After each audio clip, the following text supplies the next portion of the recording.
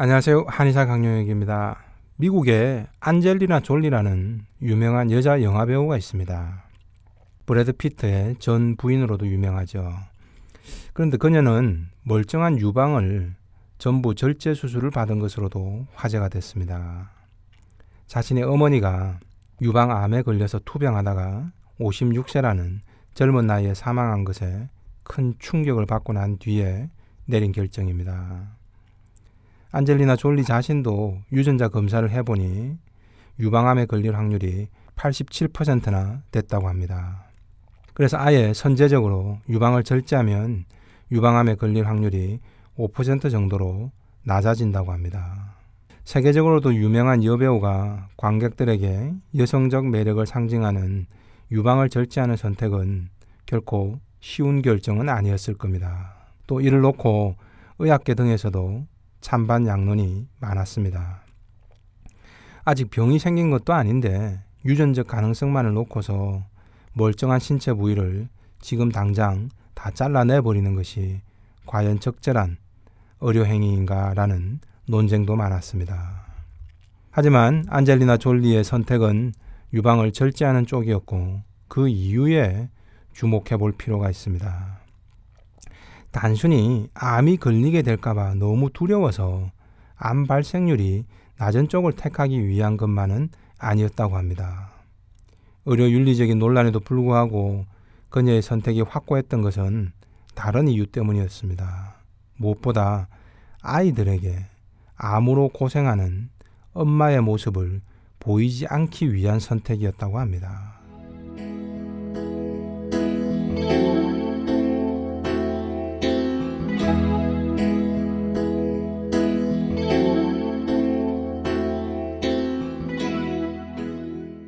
이 말은 안젤리나 졸리 자신의 어머니의 유방암 투병 과정을 지켜보는 것이 자식으로서도 너무도 고통스러웠다는 말이겠죠.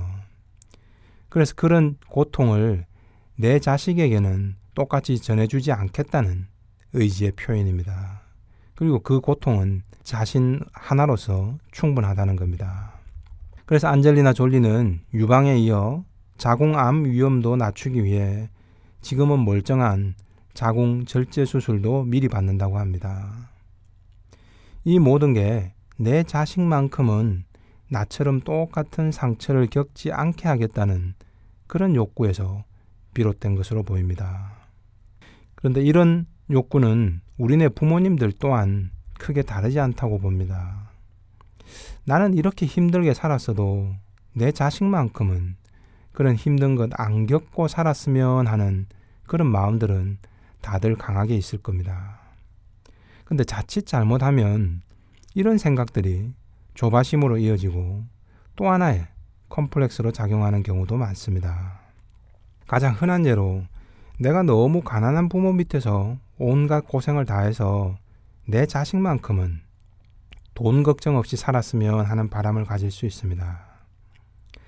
그런데 이게 자칫 중심을 잃으면 물질 만능이란 불안 요소에 휩싸여서 사는 내내 행복은 보지 못하고 계속 돈돈 그릴 수가 있게 됩니다.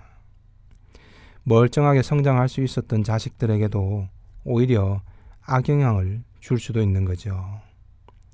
이는 부모가 준 상처를 온전히 치유하고 내가 극복하는 것이 아니라 부모 때문에 겪었던 나의 불안을 내 자식에게도 다시 큰 상처로 대물림하게 되는 무리수를 두게 되는 경우가 많습니다.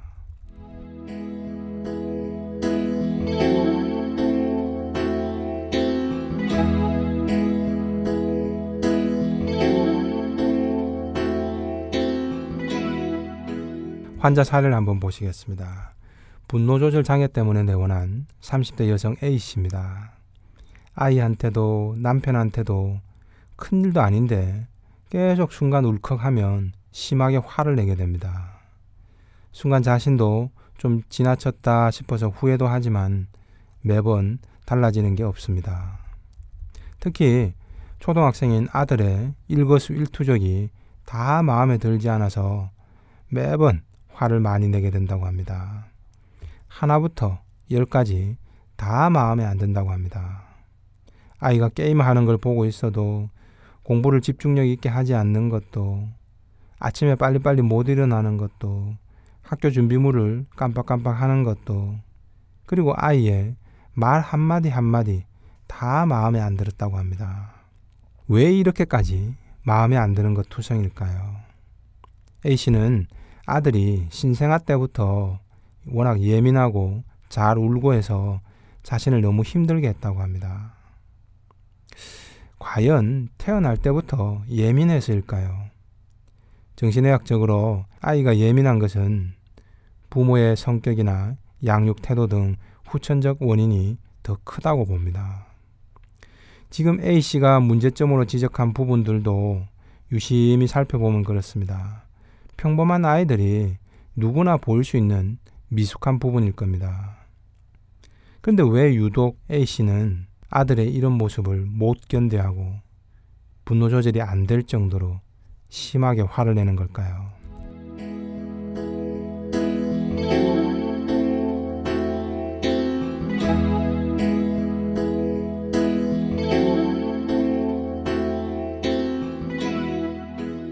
바로 자신의 성장 과정에서 겪은 불안과 상처 때문입니다. 그리고 그런 불안을 자신의 아들은 조금도 겪지 말아야 한다라는 과도한 걱정과 집착이 오히려 더 힘들게 만든 겁니다. 자초지종이 좀 있었습니다. A씨의 친정아버지는 평범한 공무원이었는데 어느 날 좋은 사업거리를 찾았다면서 안정된 직장을 그만둬 버렸습니다. 그런데 대박이 날 거라고 했던 사업은 실패했고 그 뒤로 아버지는 처가에서 돈을 빌려 다른 사업도 계속 벌렸다가 계속 낭패를 봤다고 합니다. 그러자 아버지는 매일같이 술을 마시고 들어와서는 어머니와 자식들을 힘들게 했다고 합니다. 대신 어머니가 식당 일과 파출부 일을 힘들게 하면서 자식들을 키워냈다고 합니다. 언니는 폭력적인 아버지에게 맞서며 자기 주장을 하며 싸우다가 또 가출도 해버리곤 하는 시기였다고 합니다. 하지만 A씨는 그 와중에도 스스로 앞가림을 하며 부모에게 혼나지 않게 숨죽이며 아주 작은 일탈과 게으름도 스스로 용납하지 않으며 너무도 모범적으로 살아온 겁니다. 덕분에 A씨는 형제들 중에서는 자신이 그나마 대학도 나오고 결혼도 잘한 편이라고 합니다.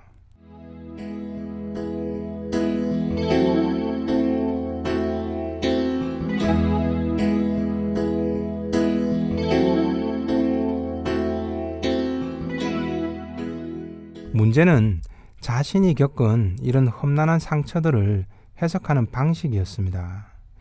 내가 이런 환경을 겪었으니 내 자식만큼은 이런 어려움을 겪어서는 안 된다는 그런 가치관이 너무 강했던 겁니다. 그런데 이 모든 상처가 어디서 비롯됐는가? 바로 내 아버지의 무능한 모습 때문이라는 겁니다. 그리고 내가 이 정도로 살아올 수 있었던 것은 아주 작은 일탈도 하지 않고 열심히 살았기 때문이다 라고 여기는 겁니다. 그러다 보니 A씨는 내 아들도 절대 내 친정 아버지처럼 조금이라도 무기력한 모습을 보여서는 안 된다는 게 자녀 교육의 제1철칙이 된 겁니다. 만약 내 아들이 우리 친정 아버지처럼 무기력하면 결국 내 엄마가 그렇게 한평생 고생만 하고 살았듯이 나 또한 무능한 내 아들을 뒷감당하느라 노년에 너무 힘들게 될 것이다 라고까지 생각을 했던 겁니다. 그래서 아들이 조금만 공부를 집중을 못해도 조금만 모범적인 틀에서 뭔가 벗어나도 엄마인 A씨는 과도한 불안에 사로잡힌 겁니다. 마치 자신의 아버지 때문에 자신이 힘든 성장기를 보내고 자신의 어머니처럼 한평생을 힘들게 살아가야 할지도 모른다는 생각이 자꾸 떠올려진 거죠.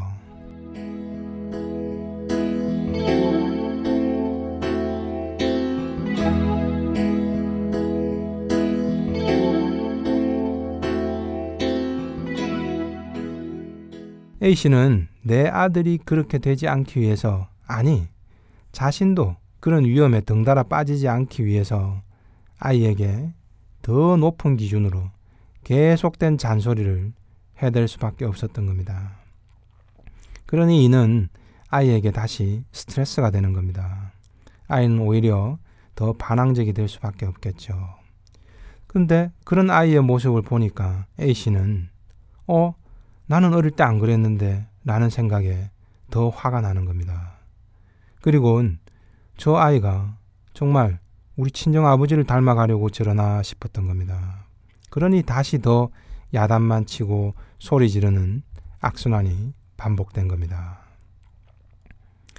A씨는 아이 행동을 통해서 자신의 과거와 미래의 상처를 계속 연관짓는 겁니다. 아이가 못마땅했던 것도 아이 모습에서 자꾸 엄마 자신의 상처와 좌절된 욕구를 받기 때문입니다. 그런 상처와 가치관에 너무 집착하다 보니 아들이 조금만 나태하고 느린 듯 보여도 엄마가 먼저 못 견디는 겁니다. 아이가 조금만 쉬고 있어도 저 아이가 나중에 우리 친정아버지처럼 무능하게 살려고 저러는 거 아닌가라고 과장되게 연결지어 해석한 겁니다. 어린 나이라도 A씨 자신이 그랬던 것처럼 자기 일은 척척 알아서 하기를 과도하게 바랬던 겁니다. 그러니 어린 아들이 애착을 바라고 엄마에게 좀 칭얼거리는 것을 사랑으로 받아주기보다는 오히려 차갑게 혼내고 밀쳐내기만 한 겁니다. 그게 A씨는 빨리 독립시켜서 아이를 잘 키우는 것이라고 착각했던 거죠. 그리고 삶을 불안으로부터 대비할 수 있는 노력이라고 착각한 겁니다. 그러면서 나는 어려서 그런 부모 밑에서도 이 정도로 잘 참고 잘 해왔는데 아들이 너는 왜 이 정도도 못하냐라며 늘 아들을 못마땅해 했던 겁니다. A씨 말대로 아들이 태어날 때부터 뭔가 예민해서가 아닌 겁니다. 엄마의 상처와 불안을 조급하게 피하려는 마음 때문에 너무 서둘렀던 것이 아이한테 오히려 주지 않아도 될 상처를 대물림하고 있었던 겁니다. 아이에 대한 분노 폭발은 엄마의 피해의식이 발동한 겁니다.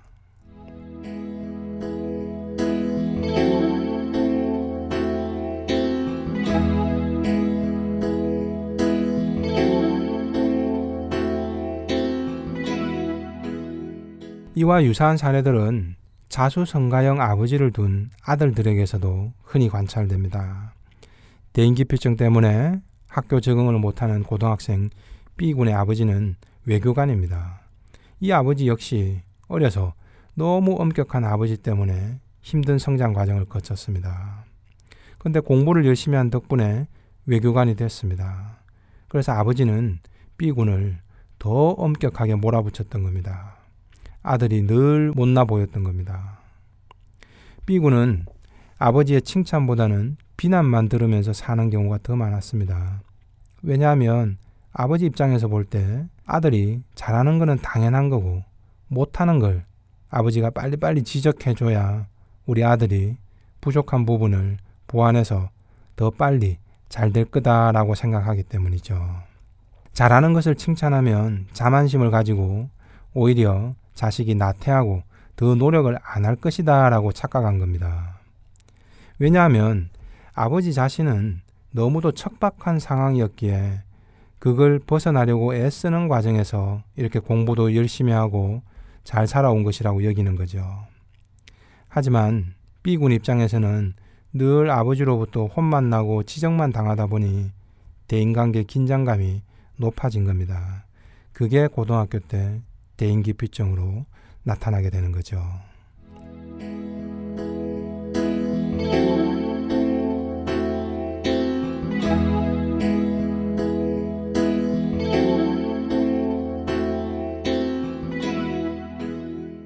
이처럼 부모 자신이 혼자 겪은 불안한 상황을 자식이 어떻게든 겪으면 안 된다는 집착에 사로잡혀서 부모님들은 정반대의 극단적인 선택을 하는 경우가 종종 있습니다. 그 과정에서 오히려 자식들에게 없는 새로운 상처를 다시 각인시키는 경우들이 많습니다. 유방암 위험이 있으니 유방을 다 잘라버려야 되겠구나. 자궁암 위험도 있으면 자궁도 다 드러내야 되겠구나. 과연 이 방식만이 부모의 상처를 극복하고 자식이 그 아픔을 대물림하지 않게 되는 길인지 현명한 고민이 필요합니다.